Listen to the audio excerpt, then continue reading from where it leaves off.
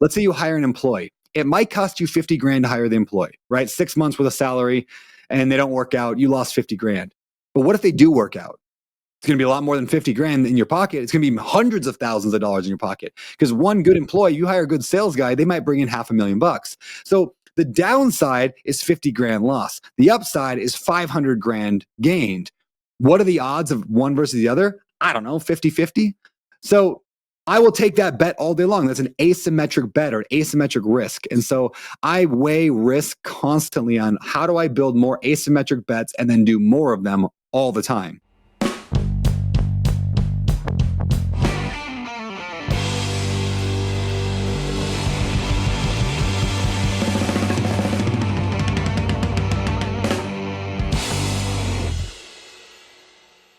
Brandon Turner, welcome to the podcast, man. How are you? Dude, thanks for having me. I am fantastic. It's a busy life, having little kids and a real estate business and 50 other businesses, but I can't complain. It's a good life. It's crazy. You got a lot going on, man. Tell me, if you could paint a picture for me, what does the pie chart of your brain look like right now? Like if I took one average week for Brandon, what are all the things you're thinking about? How much space do they take up? What's going on in your thoughts, man? That's a great question, man. So I've got, the other day I added it up and I have 12 different businesses and some are larger and some are smaller. I would say like Open Door Capital, my real estate company, we got about $1 billion, a little over $1 billion of real estate. That's like probably like a good chunk of the pie. That's probably half the pie right there. I spend a lot of time dealing with that just because there's a lot of big decisions to make all the time and a lot of like high level strategic meetings. So that's a good chunk of it. I think about social media an awful lot because that's the top of the funnel for everything. So I'm probably a little bit too obsessed with it. I think about your social media strategy. My social media, my YouTube. Like it's really bad. Like it's such an addiction where it's like I'll be in a conversation with someone. This one, for example, and the pie chart thing. My brain goes to, oh, that's a good YouTube hook.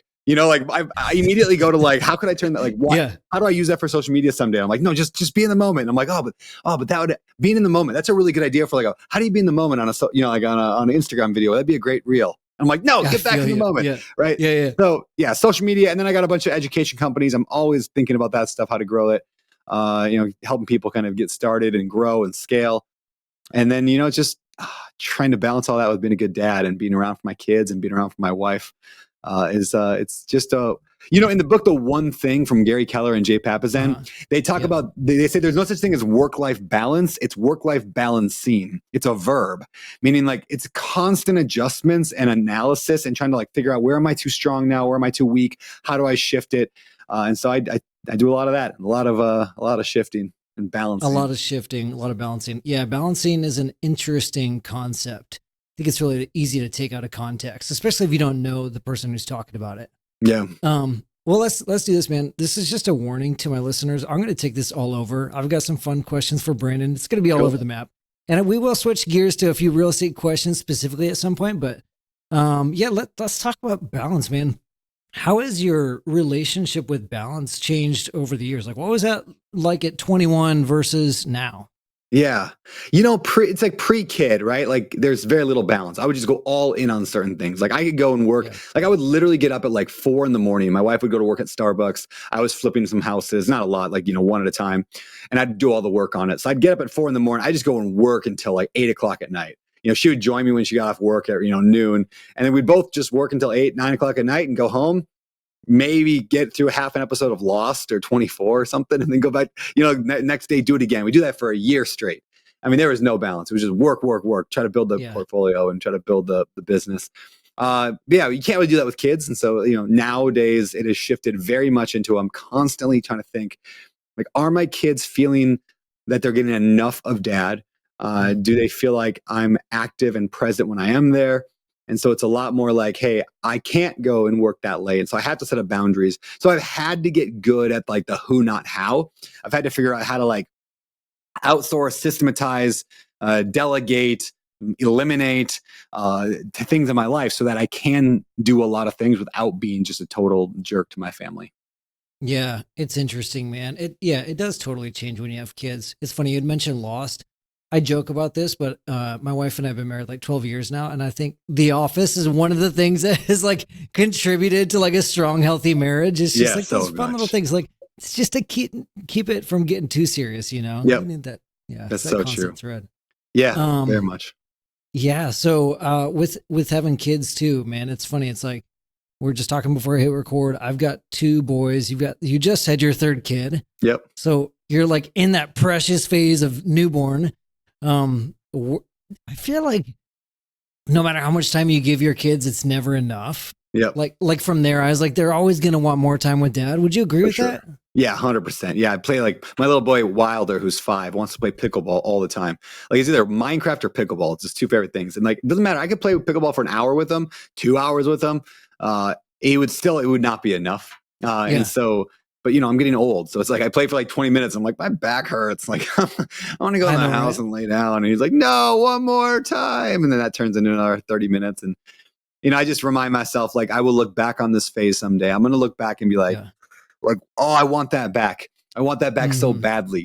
It's like, there's a great line. I can't remember. I think maybe Cody Sanchez said it on a social media video or somebody did, but the idea being like, if you were to go to Warren Buffett and say, hey, Warren, would you trade? I mean, what is he, 90 something now? It's like, would you trade all of your wealth, all of it, to go back to having little kids again, to go back and you'd be broke, but have little kids?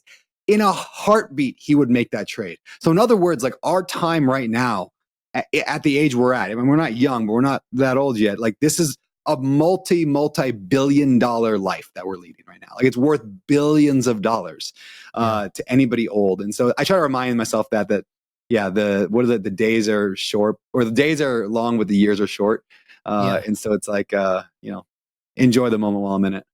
Yeah, absolutely, man. There's nothing like urgency than looking at your kids and realizing like, this is limited. This is very finite. In my head for a while, it was like, oh, when they turn 18. And then my wife was like, no, it's not when he turns 18. It's going to be sooner. He's going to get a driver's license at 16. And then like out of the house before that. I'm like, oh my gosh, don't remind I think me. I heard 75% of your time with your kid is before they're like a 12. Like for their whole life, like 75% of your time you spend with your kid, your entire life is before 12. It's already 3/4 over with your kid after that. Or put another way, Sahil Bloom, I think it's his name, the author who just wrote a book called like The 5 something levels of wealth or something like that. But anyway, the book starts with, you're going to see your dad like 12 more times. I was like, wait, what do you mean? It's like, well, average age of an American male is whatever it is, let's call it 78, and your dad's 66, and you see him once a year. You're going to see your parents 12 more times. That's it. And it's wild when you put it in that kind of like context. You're like, dang, like I got to make the most of this. Yeah, you do. So you had mentioned like you balance. You had to get better at delegation, systematizing, process. Were you that way naturally, or what was it like going from your normal Brandon to like, I gotta get organized? Yeah, no, I was very much like do everything myself all the time. I remember the first time I ever delegated really anything. I hired my mother-in-law for like a couple $100 a month just to answer phones. I was like, can I just give my tenants your phone number? I had like a couple dozen tenants, and I was like, can I just give them your phone number? And then if they need something, see if you can solve it for them. And if not, call me and ask me what to do. And she's like, sure. She was retired. And so she started answering phones, and it instantly made my life 10 times better, because I hated talking to tenants, and I'm terrible at it. And I would give into whatever they asked, and I'm too nice. And so making her the bad guy all of a sudden, and she loved it. That was like her, like talking on the phone all day. That's her favorite thing in the world. So that's when I really learned, like, oh, I have things that I'm not good at. I don't have to fix them. I can just find somebody who loves to do the thing and they're good at it that I'm not good at. And it was freed me up to go and work on finding more deals and all that. So I got addicted to it. I also once heard a billionaire around that time, in an interview said the reason he's successful and he's a billionaire is because he's a quitter. And the podcast host was like, well, what do you mean? He goes, because everything I did my entire life, I found the quickest way out as I could. I quit everything. And I'd find somebody who's better at it, and I'd put them in that place. And then I'd do something else, and then I'd quit it. And I just continually, my entire life is quitting. And that's why I'm rich. And I thought, that's brilliant. Like, I love that. So now today I've got over 100 employees across a dozen different companies, and there's very little that's just on me to do. I mean, like I do podcasting, I do social media sometimes, but even half my social media posts, I don't even know what they are before they go out. Like, they just like, take my content. I said that. Yeah, it's wild. Are you the one doing hiring for any of your businesses? No, I How mean, much a of a hand do you little have? bit. Like I'll hire the high level people, Yeah. like the leaders, the CEOs or COOs or C-suite people. But most of that I don't. And it's simply because like, here's a good metaphor or example or another example of this. Yeah. To get a real estate deal, let's just go back to real estate analogy. If to get a real estate deal, there's certain actions you can do. For example, driving around and looking for, rundown properties. I know that if I drive around every day for 4 hours for the next 6 months, I can guarantee you I will find hundreds and hundreds of nasty properties and I can call them all or whatever. And somebody will end up selling me their house. I know that. Guarantee that will work.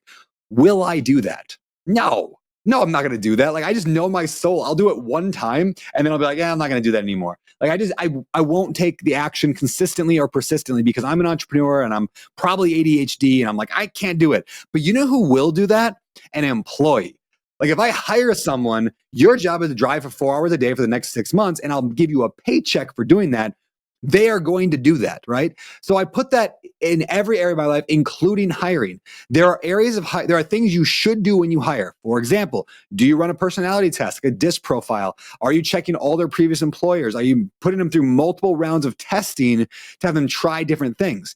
So that's what it takes to hire a good employee. Would I do that? No, I would just go, I like you, you're like me, we're going to work together. Great. Come on in. And then that never works out. It never works out. So instead, I have to get everything off of my plate so it gets done correctly. And I give it to people who get a paycheck and then they lose that paycheck if they don't do it correctly. Like if there's one secret to my growth over the last few years, it has been that is like, I just have to hire other people to do the stuff because I can't rely on myself to do it. I'm just far too unreliable. Far too unreliable. It's way too unrealistic. Yeah. Yeah. So you cannot expect me to do anything long term. It's like, that's why I'm the entrepreneur. And I've just learned that about myself. So yeah, it's important. Those are wise words, man. Have you ever done like you mentioned DISC. Have you done a Colby test before? I have. I don't remember what mine was, but I had a business consultant last year that worked us through Colby and kind of how we work with each other better. There's like the quick start or the follow through. I know like myself, a lot of like self-start is like high in the quick start category, but the follow through is like the death of you. I do remember that. I am like whatever the top you can possibly get of quick start and whatever the lowest on follow through is, that is me.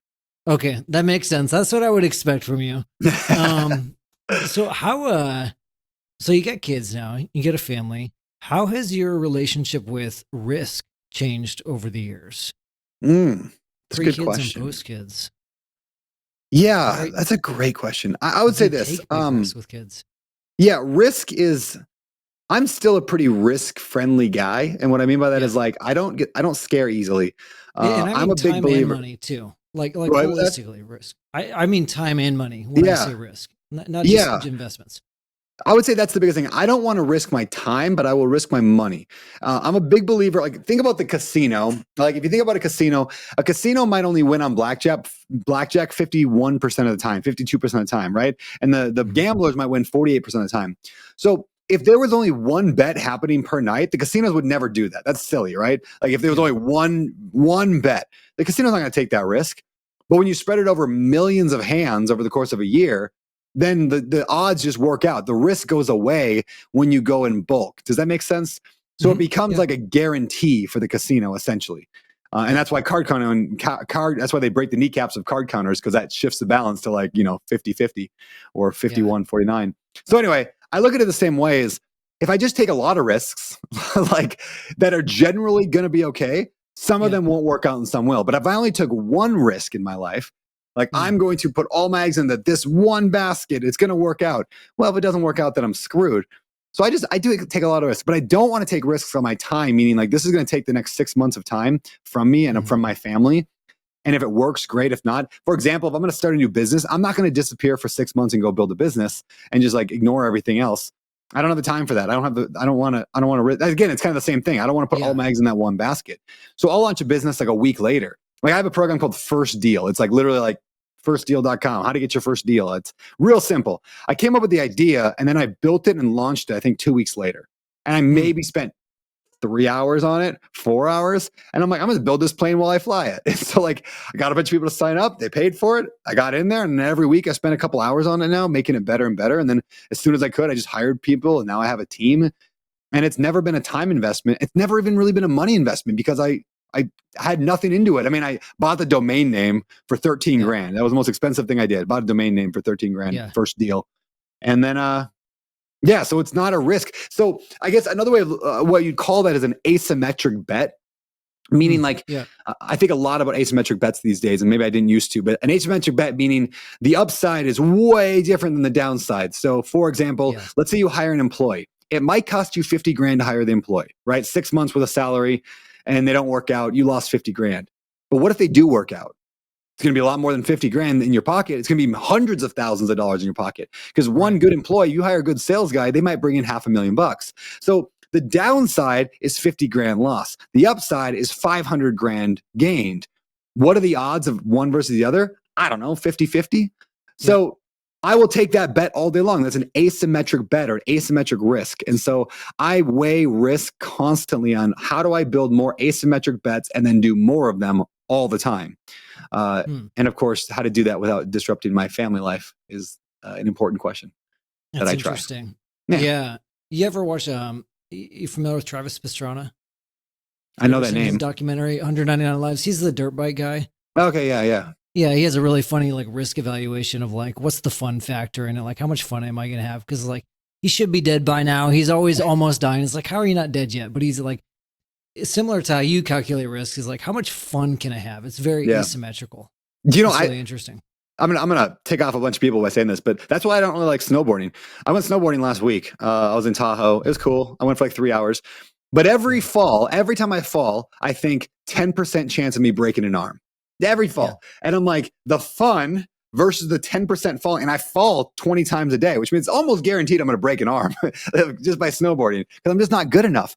And so I'm like, the asymmetric bet is in the other direction. It's a negative asymmetric bet and it's too risky for me. And I don't have that much fun doing it. Maybe if I got really good at it, it'd be more fun. Sure. But I'm not willing to take that risk of breaking more. I mean, I broke my arm already doing snowboarding. So anyway, I don't like snowboarding. I like surfing. It's way. I was going to say, you gotta start doing more hardcore snowboarding. That's the answer, man. You just got to go bananas. That would be the answer. Or just go break all my arms so they can't be broken again. And I'd be fine. Just accept it. Oh my gosh. Yeah. So all these businesses going on, constant risk evaluation, I guess, is there anything else you want to touch on risk before I move on? Like risk kids? Here's a thought on risk. That I think most people don't realize is the risk of doing too many things.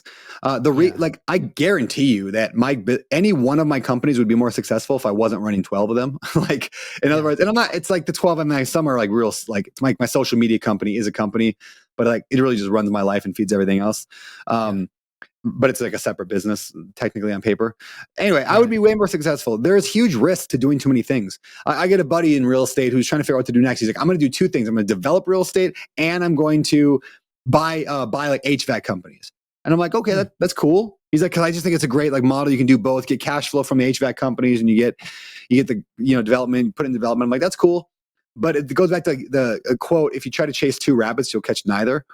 And I'm like, the risk of doing two things, it feels like less risk, right? It's like, oh, I got more irons in the fire. It's less risky. No, exactly the opposite. It is far more risky to chase two businesses at one time than it is just to do one. Far more risky. And I think everyone gets that wrong. They think that they're trying to And then the question, of course, is then, well, Brandon, what a hypocrite. You're doing 12 businesses. Yeah, exactly. I'm an idiot. I should not do that. And I recognize that. And so I have to overcompensate by hiring people from the beginning. So almost every company's got a partner who's like the operating partner. They run things. So I don't have to. And that's how I justify it. But that makes sense. It's the only way to remove the mental weight from it too. Yes. So you're pretty serious about this whole time risk thing. Very careful about what you invest your time into to make sure you don't lose the next 6 to 12 months of your time and energy because your family can't afford that from you. Did you have any bad time bets that didn't pay off? Does that make sense? I mean, yes and no. I'll say this. I host masterminds. We do something every once in a while called the Maui Masterclass. And it's just like people come out to Maui and hang out and we do a day, 2 days, 3 days of masterminding and we go out on a boat. We'd maybe do some bike riding, whatever. It's a fun time, right? I've lost money on most of those. And so like from a risk standpoint of dollars, like I lose money on most of them. One I just did in Tahoe. I lost money on that one, I'm sure. I haven't seen the final numbers, but I'm sure I lost money on that one. So it's like, well, that was a tremendous waste of time. I had to leave my family for a week and not see them because I went and did this mastermind. And that was a loss. However, was it really? Because out of these 10 masterminds I've done 10 of them now. This was number 10 I've done over the last few years. Out of those, almost every single good friend I have in this world comes from one of those. I've met them. My current host or co-host of my podcast with me, Cam Cathcart, came from one of those. The person running First Deal that I have right now came from one of those. And so then it's like, well, maybe it wasn't. Maybe like the once in a while I lose money. Maybe I make some money. Maybe I break even. Maybe I'm grading it on the wrong scale, right? Or it's not a money thing. It's still worth it for other reasons. Which then one more side piece of that one is I like to think about it this way. If I read a book, a nonfiction book, a real estate book, and it made me no money, I didn't learn anything in that book. Was that a waste of time? Did I waste 6 hours? Well, if you look at it as just one book, sure, maybe I wasted my 6 hours. But you don't know where the value is going to come from. You don't know what book's going to change your life. Now, if I said I read 100 books in my entire life, and because of those 100 real estate books that I've read, or business, real estate, personal development, out of those 100 books, 90% of them got me nothing. I made nothing from them. I didn't learn anything. I didn't grow at all. Does that mean that 90% was failure? Maybe. But if the 10 that did make me money made me $1 billion, then what actually happened? Well, it means that every single book on average made me a certain amount of money. I don't do math, so I won't tell you what that is. Was it 10 million bucks, something like that? Like every single book made me $10 million, let's say, because you don't know what's going to make you the money. So what I'm getting at is this idea of thinking in averages. So when you look at things as a one-off, like I did that house flip, it didn't make me money. That was a bad thing.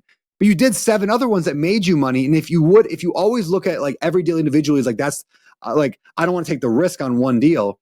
You're always going to lose. But when you look at it on average, every deal I do makes me 30 grand. Okay, well, fine. I'm going to have some that are 50 and some that are 0. But even the one that's 0 was not a loss. It was not a failure. It was not a mistake. It was just part of the process, knowing some of them are just not going to work out. So I think about that a lot as well. Even things like anytime I'm tempted to say that was a waste of time. In fact, one more true story. I know I'm talking a lot here. No, you're good, man. This is good. One more story. My wife and I were invited to go speak at a real estate conference, or not even a conference, just like an event from a friend of mine out in New York City. This goes back like 6-7 years. New York City. I lived in Washington State at the time. So I get on a red-eye flight, 6-hour flight, overnight with my brand new baby daughter. Rosie was just a few months old, maybe 6 months old. She throws up on Heather right away when we get in the plane. She doesn't bring a change of clothes. It was terrible, right? We didn't sleep at all. The baby cried. Rosie cried the whole ride. We didn't sleep. Miserable. I get to New York. The whole time I'm like, this is stupid. This is stupid. What am I doing? Why am I here? This is dumb. I got to learn to say no to more things. And I go and speak at the event that night.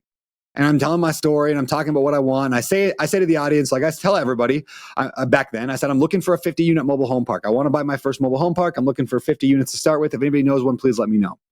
2 weeks later, I get an email. I go back home and I'm like, what a tremendous waste of time that trip was. I go back home. 2 weeks later, I get an email from somebody who was in the audience of that room. He says, hey, you probably don't remember me. I was on Bigger Pockets like 5 years ago as a guest, real estate investor out here in Maine. Buddy of mine just came in with me. He's got a 52-unit mobile home park. And I heard you say you wanted one. This is probably not for you, but I wanted to send it to you anyway. Here you go. I looked at it. I was like, shoot, these numbers actually work. Like this could be a really good deal.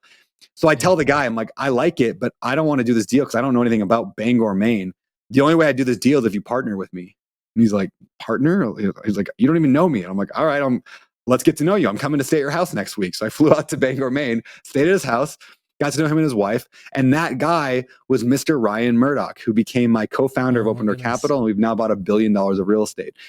So, and then Ryan moved out to Hawaii. We ended up living on the same property. He lived in one unit, I lived in the other. And he's one of my best friends in the world. And we built some amazing things. Now he's an advisor at First Deal.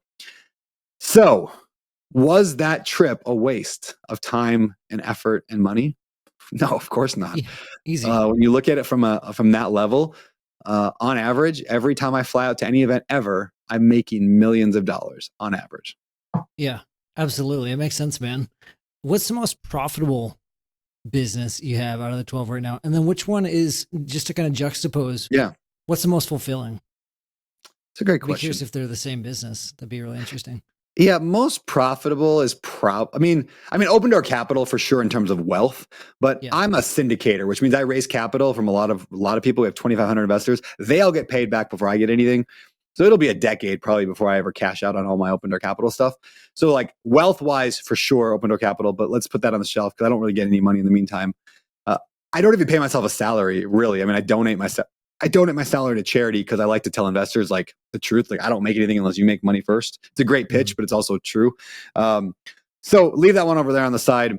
In terms of actual monthly cash flow, probably first deal. It's such an easy, simple model. It's just like, and what I mean by that is like, it's really easy to see what it is. It's like people who have no real estate, we're going to help you buy your first property. And then we guarantee it. We're like, if you don't buy it, but you do the work, we'll give you your money back. So it's a very easy, like we have a super high conversion rate. We have a lot of people buying deals. It's super fun. Most fulfilling though is I have a group called the Better Life Tribe. We have about 1,000 investors in there. They're all active real estate investors trying to grow, trying to scale. Yeah, you can't even be in there if you're a newbie. The reason that's fulfilling is because 100% of all the profits go to charities that fight human trafficking. And so like I don't make any money from it. I don't take a salary. It's literally just all for charity. And it also helps a lot of people in the meantime. Like people actually are buying more real estate and networking and building friendships and partnerships and all that. So yeah, it's fun to be able to try to give away millions of dollars. And That's super cool, man. yeah, doing it. Yeah, it's a fun business. I want to double down on that for a second. Maybe one or two more questions, then I'll switch gears to the tactical real estate stuff for a little bit. Sure. On the days when you wake up and you're like, I don't want to get out of bed, because we all have those days. Sure. What's the thing that pushes you? Like, what's the driving force behind, like, why build another business? Why have 12? Why do more coaching? Why do all of this? Yeah. Why accumulate more wealth when you don't need to? What pushes you? Yeah, it's a good question. I think a couple of things. One, no matter how much money I have, I always just feel insecure about it. Like it just doesn't matter. That's not why I do it. Like I'm actually pretty abundant minded in terms of like I could lose everything in my life. Like whatever, something happens, the stock market crashes, the real estate market goes to zero, everything gets done. Like you can't take my work ethic and my intelligence, and I'm a pretty smart guy and I work really hard. So like I'm fine. Like even in dystopian, futuristic world where like Mad Max style, like I'm probably just gonna lead a bunch of thugs to go and like win. And so like I'm not too worried about that.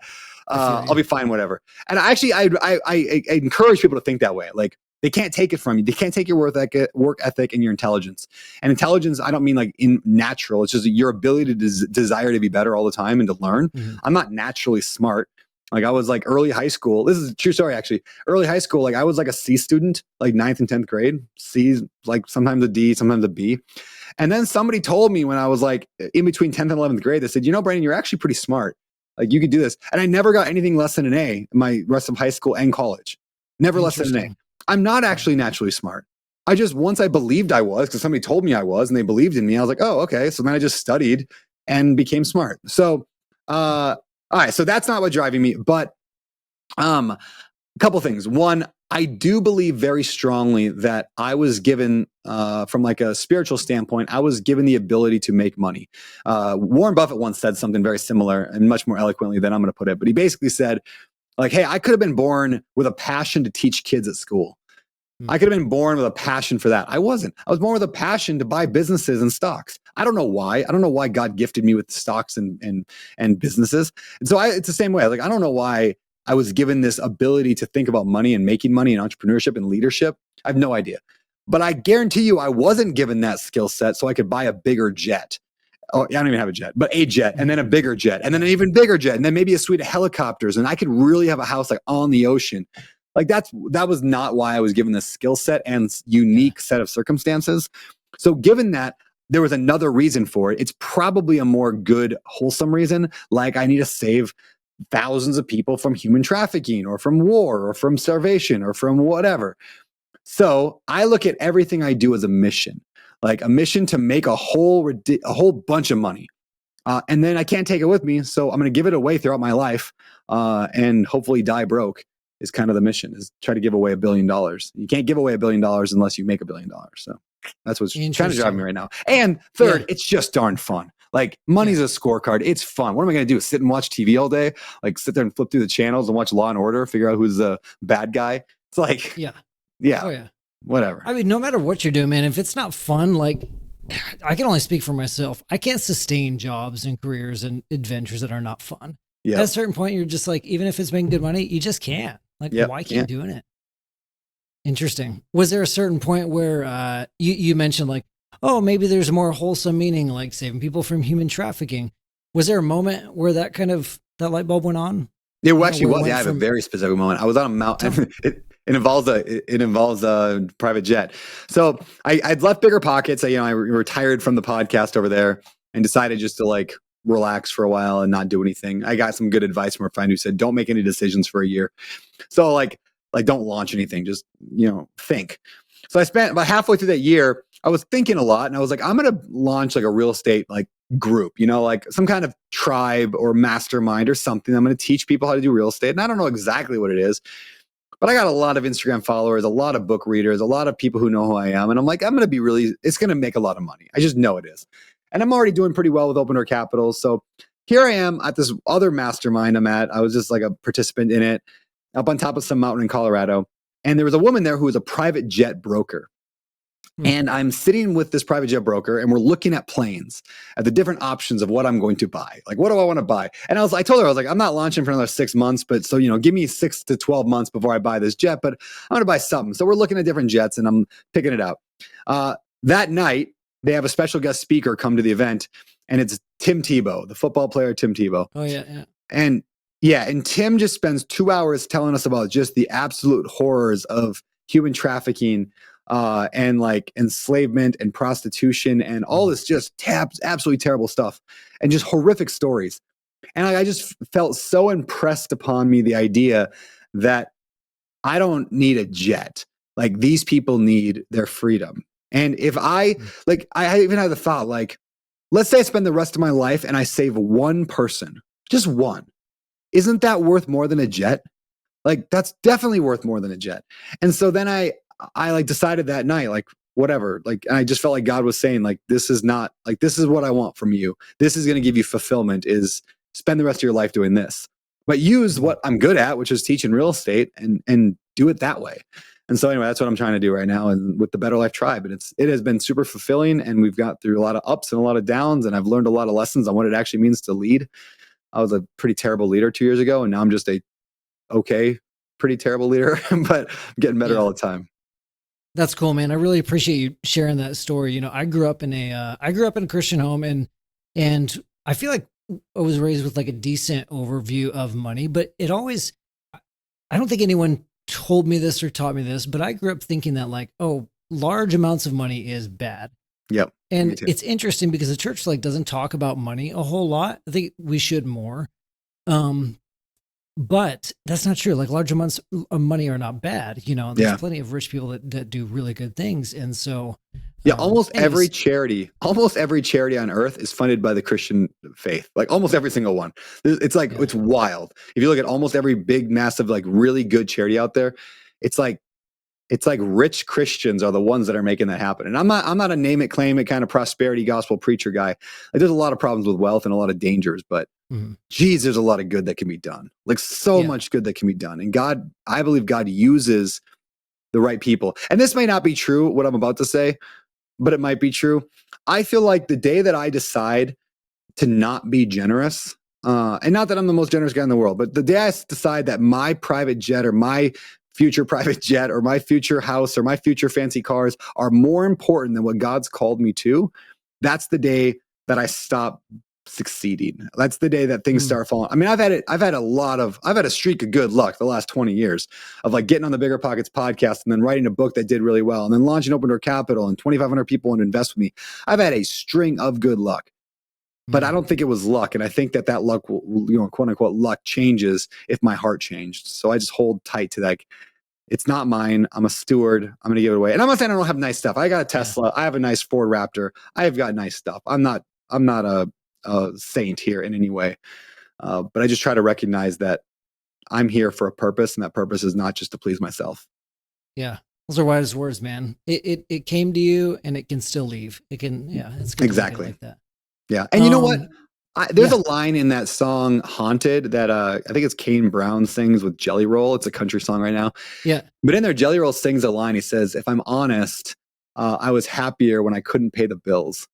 or something like that. And it's such an interesting line because sometimes I think that too. Like I'm not trying to glorify being poor. And when I was poor, like things sucked. There were bad things about that, and not knowing where the money's going to come from. I like having some money, but also the more money I have, the more businesses I run, the more employees I have, the more weight on my shoulders there is, and it's a deep stress and a deep weight that doesn't make me a more happy person generally. And so it's almost like it's such a way you have to give. Like if you're going to make a lot of money, you got to give away an equal amount in order to stay happy. Because the more money you have, the more miserable you are. I feel like in many cases. And I have a lot of rich friends, and I see that across almost all of them. Like it's the more you get, the more unhappy you are. It's so much to manage. It's so much to manage, and you start getting the fear of what if I lose it all, and like what if something happens? What if the economy changes? And that goes back to risk. It's like what if this? What if this? What if this? And yeah. Now, like I said, if we turn into Mad Max, I'm just going to lead a gang. It'll be great. Yeah, that's awesome, man. I have one more question, just because I have to ask, and then we'll switch over to real estate stuff. Okay, so here's the thing. I am a type of person who feels very deeply. Like I feel like I feel things at an emotionally deep level, and very creative, very passionate. I've had conversations with other people, such as Trevor, our CEO, where he's like, "No, I'm more even keel. Not a lot of highs, not a lot of lows, just pretty even keel guy." And I'm like, I cannot relate to that. That's not how I was designed. But it's a double-edged sword. It's made me really good at things like content creation, interviewing, and all these artsy fartsy things. Yeah. And there's times that I'm like, oh man, I wish I could just be a little bit more objective and chill and even keel. Do you relate to any of that when you talk about, you feel like, God, maybe this way to make large sums of money? Are there times in your life when you're just like, oh my gosh, I would love to be wired differently? Yeah. That's funny you say that. I literally was talking about this with a buddy the other day. I'm probably the opposite of you, where I don't feel things that deeply. And sometimes I think I might, and maybe it's the way I've been wired my whole life, or maybe it's some trauma that I'm just not aware of from my past. But I'm super, like, I don't feel things deeply. I've never been the kind, I guess even when I was a kid, I never hardly ever threw a tantrum. Like I wasn't like screaming at my parents. I've never gotten a bed. I've never yelled at my wife. Like we've never, had a shouting match ever. Wow, so both for good and for bad. But I'm also like, I don't know, like if my best friend died, I don't know if I'd cry. And that sounds horrible to say out loud, but I don't know if I would. Like I don't cry about things. I just don't feel, I'd feel sad, but I don't feel a depth that I feel like I should. And I don't know why that is, but I look at my son, Wilder, and this is the line we say about him all the time. My wife and I always just say, he feels things so deeply. And it's a superpower, and it's hard, but it's also beautiful. So I actually would love to feel things more deeply in life. And maybe that's just something I need to pray about more often, is like, how do I just feel more instead of just scrape by with, what's the next thing on my checklist? So interesting. Thanks for entertaining that. I think it's really interesting. It's like, because sometimes the grass is greener, and then at the end of the day, you get stuck in your head and like, well, I can't change brains with that person anyways. Like you and I can't swap brains for a minute. Yeah. Maybe one day, maybe 20 years from now, who knows? But anyways, we will someday. Elon Musk will make it possible. Okay, so let's talk real estate for just the last little bit of this. One thing, you have an ebook. What was the name of the ebook again? Yeah, I call it Cash Flow Isn't Dead. It's like, here's 20 strategies that actually work today in 2025 or whatever year people are listening to this in. It's like, this is what works today, because what worked in 2015 doesn't work anymore very well. Exactly. So your team sent this over to me. It's 128 pages long. It's super in-depth, really good strategies on things like ADUs, industrial, multifamily, assisted living, like all these different real estate strategies. I want to give this away to our listeners because Brandon's team was kind enough to donate it to us. If you're listening to this podcast, leave a review on Apple Podcasts, go subscribe, screenshot it, email it to me, brady@carrot.com, and I'll send you a link to the ebook. Thank you, Brandon, and your team for giving that out. This is a really crazy, it's 1128 pages. It's bananas. I worked on that because I just got so tired of people saying I can't find any deals. And then I one thing I try to do is if I'm going to teach real estate, I want to keep doing it myself to, stay relevant, know what's working. I don't want to just teach what worked 10 years ago. So I started buying single family stuff myself, but people are right. You just can't, when prices are double for a rental house and interest rates are double, it's 4 times more expensive. How can you afford rent? And rent hasn't gone up by 4x. Rent's barely gone up at all. So I started asking the question, how? right? Like Robert Kiyosaki says in Rich Dad Poor Dad, the poor say it can't be done, and the rich ask, how can it be done, or how can I afford it? How do you find a property that makes sense in today's market? And I started interviewing people. We even started a special episode of the podcast every Friday, which is called Cash Flow Fridays, where we just ask people like, what are you doing right now that's making cash flow? And almost nobody was saying, I'm just buying houses off the MLS, putting 20% down and cash flowing. Like that was old. That was 10 years ago. Yeah. Now it's these kind of more fringe strategies, like you mentioned, and they can really work even better than the old stuff. So I'm amazed by it. This new world of real estate. It's wild how creative people get. I just watched somebody's presentation on like assisted living facilities last week, and it's like how much cash flow there is in that, and how much of an impact, because it's such a huge need right now. Yeah, and it's only going to grow. It's only going to grow because with more and more old people retire every day. It's like, where are we going to put them all? They're going to live until like 100 because our medicine's getting better and AI is coming. Right. Where do you put them? It's crazy, dude. Yeah. Okay, so here's a question for you. When it comes to real estate, is there anything you see a lot of investors do that's like, in your mind, ethically, morally wrong, but maybe is okay, like as an industry standard? Do you see any things where you're like, man, I really hope that changes, for our industry? Yeah. It's a good question. There's a lot of areas that are fairly gray area, and people promote it and talk about it. And I might even let me give an example. Wholesaling real estate. Wholesaling real estate is not in itself illegal or wrong. I've wholesaled deals. I like wholesaling enough. I tell people kind of how to wholesale sometimes. Wholesaling also can be done very illegally and unethically, right? Yeah. Like when you're talking to the little old lady who doesn't know anything about her house, and you tell her it's worth 200 grand and it's really worth 400 grand, and you walk with a $150,000 wholesale fee, and you're just like cheering yourself. Yeah, I took that lady to the cleaner. Woo! It's like, we celebrate that as part of the community, so to speak. The real estate people are like, you did $100,000 wholesale fee. And I don't know where the answer is in there. Like, if it's not is it 100 grand? Is it 200 grand? Is it 20 grand we would consider helpful for, because again, there's value to a wholesaler. They cut out the realtor. People don't have to get their house fixed up. I see the value in it. But there's this belief that the more money that an investor made, the better it was, like the greater job they did. But oftentimes the most amount of money is made from people just maybe being unethical, or at least like weird. What that is I call them dead bodies in a pool problems. And so I'll explain what I mean. A dead body in a pool. Let me ask you, would you swim in a hot tub where there's just like a dead rotting corpse? Would you do that? Hard no. No.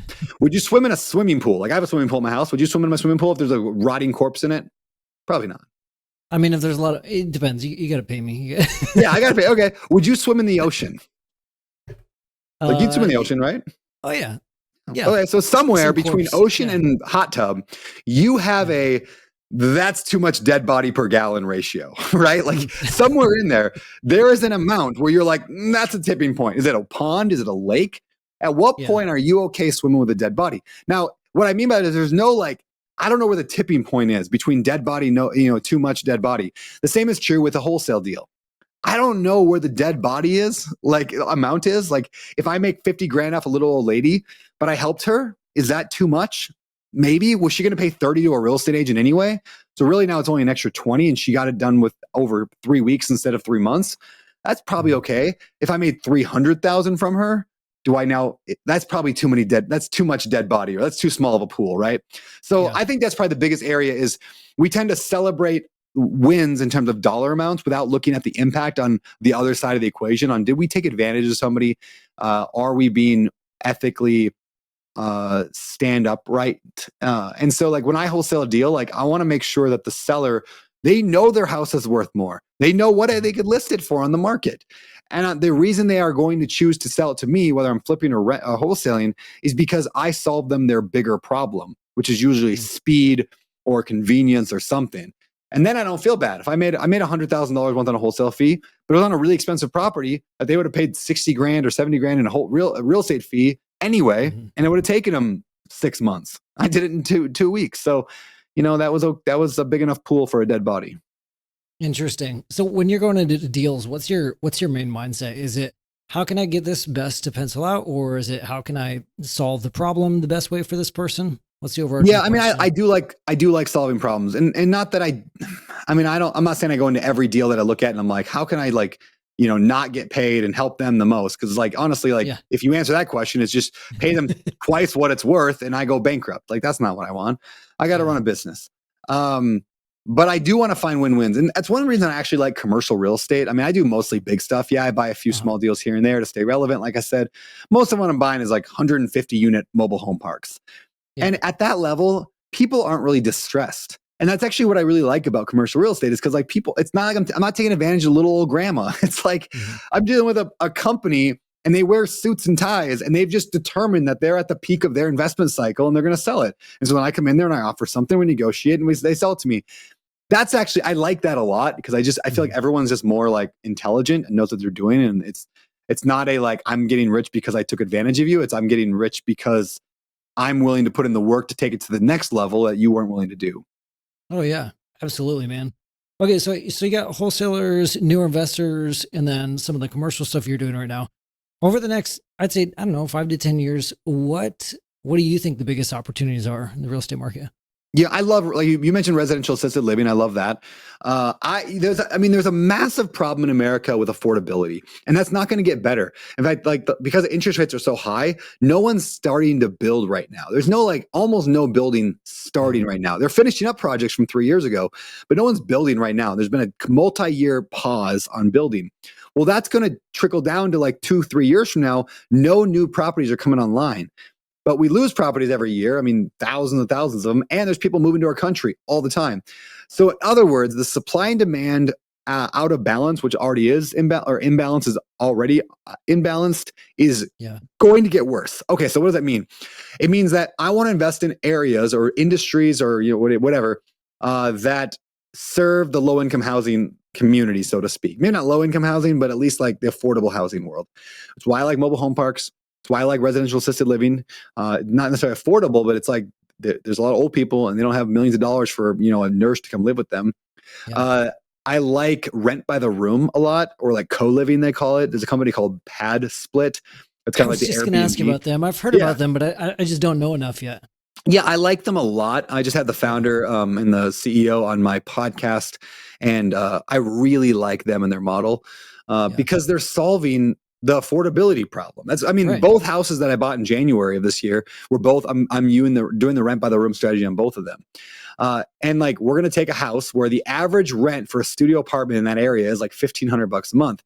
We're gonna charge roughly $800 a month for a one bedroom that's clean and nice and remodeled and beautiful and so people like anybody who makes less than 50 grand a year, which is like half the US, Mhm. like they can't afford a studio apartment anymore. So what are we going to do as a society? I believe the rent by the room is going to be a massive disruptor. I really Mhm. believe that. So I'm like putting a lot of my effort into that. Yeah. But I love midterm rentals. I think that's interesting. A lot more traveling nurses and traveling construction workers moving around. So I like Yeah. that. Yeah, I like really experiential Airbnb stuff like not just Mm. like buy a simple thing Yeah. and put it up on Airbnb in an area that's already overcrowded, but how can you Yeah. make it like super special and unique? I like that kind Yeah. of stuff too. Yeah. I was on Airbnb a couple months ago. I saw like, was the X-Men house. Have you seen that on Yeah, that's Airbnb? cool. It's Yeah, that wild. kind I'm of like, stuff. oh my gosh. Somebody Yeah. took months of their time and energy and passion to say, how can I make the coolest freaking thing anybody's ever walked into? It's like, Yeah, it's an X-Men exactly. house. Exactly. I think that because Airbnb has got overbuilt and over saturated. And so now Yeah. you got to stand out with better customer service and some unique component to it. And Yeah. People yeah, want to experience, not just, oh, I need a cheap place to stay when it exactly. comes to Yep. Airbnb. I wish more investors realize that. Yeah. Okay. So maybe a couple more questions. Let me see. What were the most helpful things you did when starting out as an investor? Like if you had to boil it down to two or three. Yeah.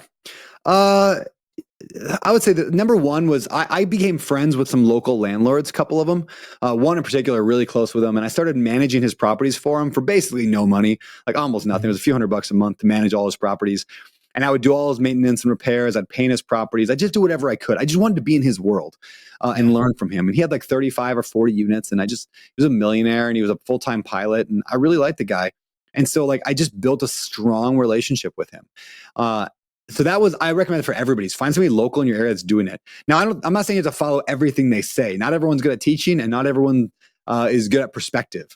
Example of that is that same mentor once told me, "Don't buy mobile home parks; they're terrible. You'll lose money." And then I bought 6,000 homes, mobile homes over the last few years. They've been my best investment. I love mobile home parks, and so like I'm not saying you have to listen to every single word they say. Like in other words, you're going to get the life like. If you listen to everything they say, you'll get the life that they have, which if you like the life they have, then great. But I wanted bigger than what he had, so I went bigger. But the perspective was super helpful. So giving a relationship, that was really big, is having a relationship with local landlords that I could count on. Number two was like, I joined a group called Go Abundance early on, which I'm still technically a part of. I haven't been to an event in a little while, but I'm speaking at their event here coming up shortly. It was just getting in a room with a bunch of millionaires that were ahead of me.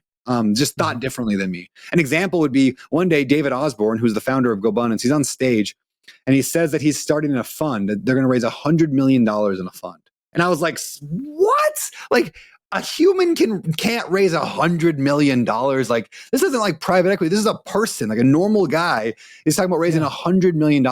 That's insane. I could never do that. That's ridiculous. And then a year later, I raised $120 million in 8 weeks. I could not have raised $120 million in 8 weeks had I not heard somebody else was doing 100 million, right? Like just by getting in a room, you become like the people you hang out with. And so that's just one small example is like, yeah, I just got myself into rooms where I was the dumbest, poorest person. And that was really, really helpful in scaling. And last thing I'd say is I did the business with my wife. Like we've always been partners together. She knows everything that goes on in it. I mean, today she's not actively involved, but I still talk to her every single day about the drama and the trauma and the good things and the bad things. And she knows it all. And she's a great sounding board because she's just different perspectives. So like just having somebody you can bounce ideas off of, it's almost like therapy every single night when I get home. And by home, I work at home. So when I walk upstairs, it's like I get to unload, and that's been really helpful and always has been. That's cool, man. That's rare. It doesn't always work out that way. It doesn't, but I think it could more often if the investor, especially talking men and women, like, and maybe I'll generalize a little bit here and somebody might get offended, but like, I think if more guys realize that their wives want to be caught up in an adventure, even if they're not leading the adventure, like women, I think largely want to be involved in the adventure. Like think of every Disney movie ever. Yeah. It's always like the prince they grew up watching the Disney princess movies. Yep. And they get swept off their feet by the prince and they get into an adventure. And I think they want to be caught up in the adventure. And so like, I think a lot of people are like, well, my wife's not into real estate, therefore she doesn't care about this. Well, maybe not. But like I swept my wife up into the adventure, and like she jumped in and became a property manager and started reading the books. And like, because it wasn't, hey, honey, this is my thing. This was, let's do this together. And maybe I'm just lucky and blessed that I got a wife that wanted that. But yeah, going in it together, super, super helpful. That's really good. I love how you pose that. They want to be swept into an adventure. It's so true, man. I stole that line from John Eldridge and Stacey Eldridge. They wrote a book called he wrote a book called Wild at Heart, and then they wrote a follow-up called Captivating. It's a Christian book, right? Have you heard of those ones? Yeah. Yeah, I read Wild at Heart, and before I married my wife, we've been married 12 years now, I was looking at her bookshelf before we got married, and I was like, oh my gosh, Captivating. And that was one of the things. I was like, okay, you read that book? I think we can make this work. I think it's going to be good. Yeah, in Captivating, he's like, there's 3 things women want, and one of them was to be caught up in an adventure. And I can't remember the other 2. I never actually read Captivating, but I read Wild at Heart because that's the one for men. And that book changed my life, and I named my son after it. My son's name is Wilder, and I named him Wilder because of Wild at Heart primarily. Dude, that's unexpected tangent, but anybody who's listening right now who's a dad, go read Wild at Heart. It's like required mandatory reading for being a dad. It'll just rip your heart open. Yeah, especially the first chapter. I think the first chapter of that book, he talks about like being alone on a mountain hunting and he's looking for something. And he uses a metaphor, and I don't want to ruin it, but it's one of the most beautiful chapters of a book I think I've ever written or read. I mean, I'm like, it's beautiful. And I just love that first chapter. So yeah, check it out, Al. It's good. It'll actually change your life. It really will. Yeah. Okay, last question. This is just pure selfish 180. You hosted Bigger Pockets podcast for 8 or 9 years. Yep. How can I be a better podcast host? I mean, I'm not asking for feedback on our conversation, but like, was there anything you did that helped you just be a great asker of questions or be a great host and grow the podcast? Yeah, that's a good question, man. Put in the reps. I don't know. This is what I would say. and some of this might be anecdotal where it's like, yeah, it worked for us. It doesn't mean it actually made it big. I mean, we had a big audience to begin with, but I modeled the Bigger Pockets podcast when I built it, like, because I was the one, like, building it. Josh would show up every week, and I'm not dig Josh. Josh's a visionary. I'm the integrator, so I got the work done. And I modeled the podcast off of the morning talk shows. So think like Today's Show or Live with Michael and Kelly, or Kelly and whoever she's with now. I don't even know. I think it's her husband. Yeah, I model after that. And what do I mean by that? Or even the late night shows, same thing. Jimmy Fallon, and at the time it was like Jay Leno. It's like those shows all did a few things interesting. One, they always opened up with like a softening of the mood of banter before they brought the guest in, right? The telling the jokes, the whatever. So they always opened up with a way to soften it, to get people warm and comfortable. But more importantly, I think, is they have recognizable segments.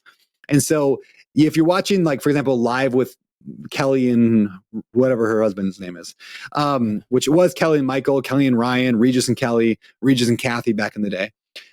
They would do segments like, hey, now it's time for the funny little banter part. And then we move from that, and now we do the spinny wheel thing where somebody wins a vacation. And then we move from that into this segment where we do this little like silly game. And they do these segments, and humans, like, we fall into these patterns of we need the pattern. And I don't know why that is, but look at CSI, the show CSI, or any show on CBS, NBC, ABC. They're all the exact same shows. Look at Law and Order. Everyone's the exact same. Look at Scooby-Doo. Oh, yeah. You always know who the bad guy is in Scooby-Doo because it's always the only other character in the episode, right? It's like Scooby-Doo, the mystery people, and then the one guy who's like the butler. And you're like, he's the bad guy. Doesn't matter. We still watch him. Humans crave familiarity, and they crave pattern, and we want to feel comfortable in it. And we're like, oh yeah, this is where I belong. So things like when I would start the podcast, this is the Bigger Pockets podcast show, whatever. That was a bit, right? It was hey, it's time for the quick tip, and it's time for the fire round, and let's go to the deal deep dive. Those things were all deliberately planned. Over time, we built them, but they were deliberately planned to be those segments that people would fall into. And it's true. To this day, like a week or a month doesn't go by that somebody doesn't say quick tip to me. Like, that's like an inside joke now that everybody knows, because we said it for 500 episodes in a row, was quick tip, and we'd sing it, and it was stupid. People love that. And then third, people loved that I heard this advice from a guy. He wasn't, he was a podcaster I listened to, and now I call him a friend, but his name is Pat Flynn. There's a lot of Pat Flynn's out there, even one in the real estate space, but this is smart passive income. Smart passive income. Pat Flynn once said, like, people cared, and I remember the quote, but it was basically, people don't care about what you're teaching them. They care about you. So the only way you can get them to care about you is by being personal. And so he's like, talk about your kids, talk about your family, talk about your problems and your successes. So I just leaned into that. And so people know about my kids. They know about my wife. I mean, I try not to put pictures of my kids on the internet because I don't want weirdos looking. But if you're listening to my podcast, you know about Rosie. You probably know about Wilder. Now you probably know about Gilly. You know that I have a fear of telephones, that I just don't like talking on the phone. You know that I have a problem with how I sound, and I don't listen to my voice. I can't stand it. I think I'm a terrible speaker. And like, I hate it because I went to speech therapy when I was a little kid, and I hate the way I talk. And now I don't say that for people to be like, feel bad for me. I do it because I want to connect on people, because even though they might not hate how they sound, they might hate how they look in the mirror, or they might hate how they laugh, or they might hate, everyone's got an insecurity. So by me being vocal about my insecurities and about my problems and about my concerns, people are like, oh, I like that guy. And then I can raise $500 million from people because they like me. Flat out, somebody once said, the reason I invested in Open Door Capital is because how you talk about your wife.